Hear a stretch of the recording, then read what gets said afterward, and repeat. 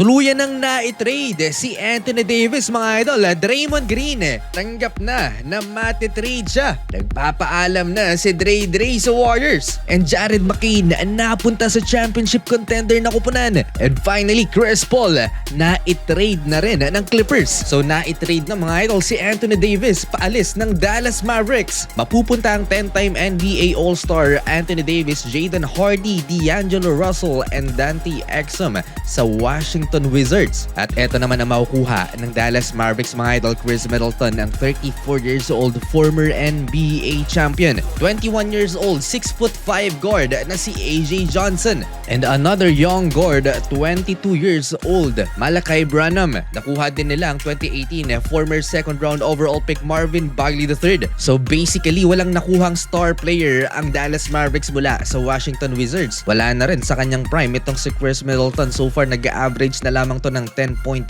points per game ngayong season. At ito yung pinaka-importanting pieces na nakuha ng Dallas Mavericks, ang dalawang first round picks at tatlong second round picks mula sa Washington Wizards. Ang dalawang first round picks na yan na nakuha ng Dallas Mavericks ay ang 2026 first round pick ng OKC Thunder at ang 2030 first round pick naman ng Golden State Warriors. So in total mga idol, ito yung nakuha ng Dallas Mavericks nang itrinade nila si Luka Doncic last year. Wag na nating asahan na magko-content pa ang Dallas Mavericks for play-in spot. Expiring ngayong season ang $33 million contract ni Chris Middleton. Nakatipid rin ang franchise ng $58 million contract ni AD Sana for next year. So about $70 million ang matitipid ng Dallas Mavericks sa kanilang payroll for next season. On top of that, below the luxury tax and both aprons na rin ang Dallas Mavericks. At eto ang gagamitin nila para makapag-build ng kupunan around Cooper Flag. Kung fan ka ng Dallas Mavericks, nakakapanlumo pa rin ng ipinalit ni Nico Harrison sa trade kay Luka Doncic dahil eto lang naman yung pinaka-importanting pieces na nakuha ng Dallas Mavericks. Max Christie, 3 second round picks at mukhang malabo pang makakuha ng lottery picks dyan na ang Mavs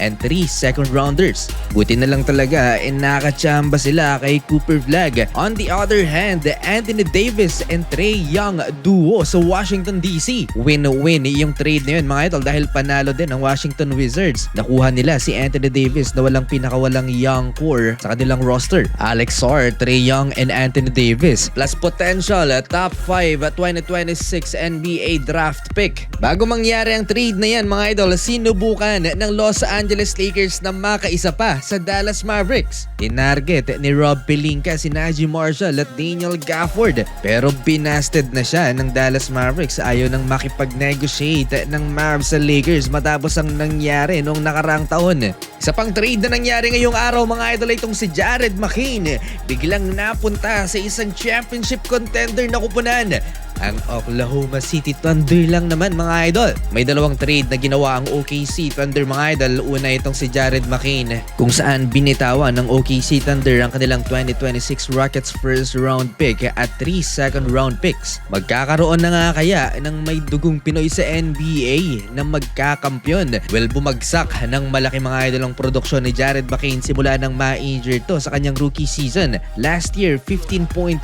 points per game si McCain at ngayon na ay 6.6 points per game na lamang. Below 40% shooting percentage pa siya. Lalo pang lumakas ang reserves ng OKC Thunder. Isang malaking balita naman, SGA mawawala until All-Star break dahil sa abdominal strain. Na-injured ang MVP sa panalo nila mga idol against Orlando Magic. Yung ikalawang trade ng OKC Thunder ay na-involve ang tatlong kupunan sa NBA, Charlotte Hornets, Chicago Bulls at etong OKC Thunder. Binitawan na ng Chicago Bulls si Kobe White kasama si Mike Conley na na-acquire nila kahapon papunta sa Charlotte Hornets with 3 second round picks. At dahil nadagdagan ng player ng OKC Thunder, kailangan nilang magbitaw ng isang player at yan nga ay si Ousmane Dieng na mapupunta naman sa Bulls along with Colin Sexton. Ang nakuha ng OKC Thunder kapalit ni Ousmane Dieng mga idol ay etong si Mason Plumlee na expected na iwe-waive naman ng OKC Thunder para sa 15-player max rule ng NBA.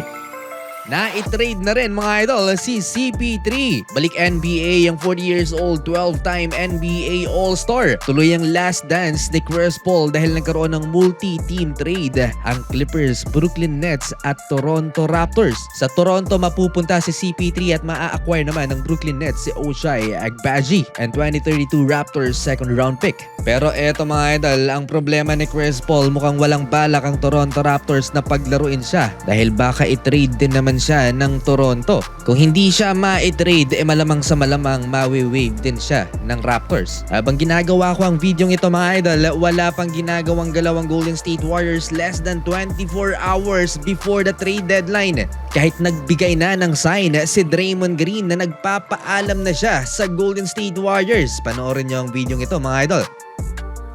What do I have to sit and worry about? What do I have to be upset about?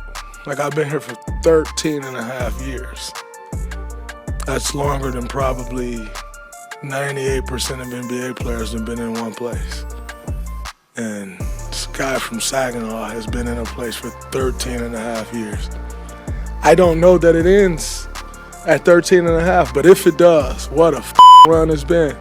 I'll take the fine for it. What a run it's been. Grateful si Draymond kung ma-trade man siya ngayong trade deadline. 4 NBA championship, 4-time NBA All-Star, All-NBA second team, All-NBA third team, at naging NBA Defensive Player of the Year pa noong 2017. Bukod sa resume na yan, naging 5-time NBA All-Defensive first team lang naman si Draymond, 4-time NBA All-Defensive second team sa kanyang 13 and a half NBA seasons with the Golden State. May big development mga idol sa trade market tungkol dito kay Giannis Antetokounmpo. Hindi na Miami Heat ang isa sa nangungunang kupunan na makakakuha kay Giannis. Ayon kay Brett Siegel ng Clutch Points, parang nag-shift ang Miami Heat sa pag-trade kay Ja Morant dahil possible na ma-bargain ng Miami mga idol si Ja kagaya noong trade kay Trae Young papunta sa Washington Wizards. Wala kasi gaanong NBA teams ang interesado dito kay Ja Morant at mababa din naman ang kanyang market value. Having said that, etong Minnesota Timberwolves at Golden State Warriors ang may mataas na chance ang makakakuha kay Giannis. Medyo may problema itong Timberwolves kung gusto nilang makuha si Giannis Antetokounmpo dahil wala sila gaanong draft capital. At para naman maging compelling ang package for Giannis Antetokounmpo, kailangang bitawan ng Timberwolves si Julius Randle, Jaden McDaniels, Rob Dillingham at pigain na nila yung kanilang natitirang future first round picks. So ano ang ibig sabihin ng trade na to? Most likely in win now mode ang Minnesota Timberwolves kung gagawin nila to. Malaking sugal ang pagkuha kay Giannis. Historically, malaki na ang binitawan ng Minnesota Timberwolves na first round picks nila. 4 ang ibinigay nila sa Utah Jazz kapalit nun ni Rudy Gobert. Sa side naman ng Warriors, hindi nagbago yung kanilang pwedeng offer mga idol sa Milwaukee Bucks: Draymond Green, Kuminga, Moses Moody, and 4 first round picks para mapapayag ang Milwaukee.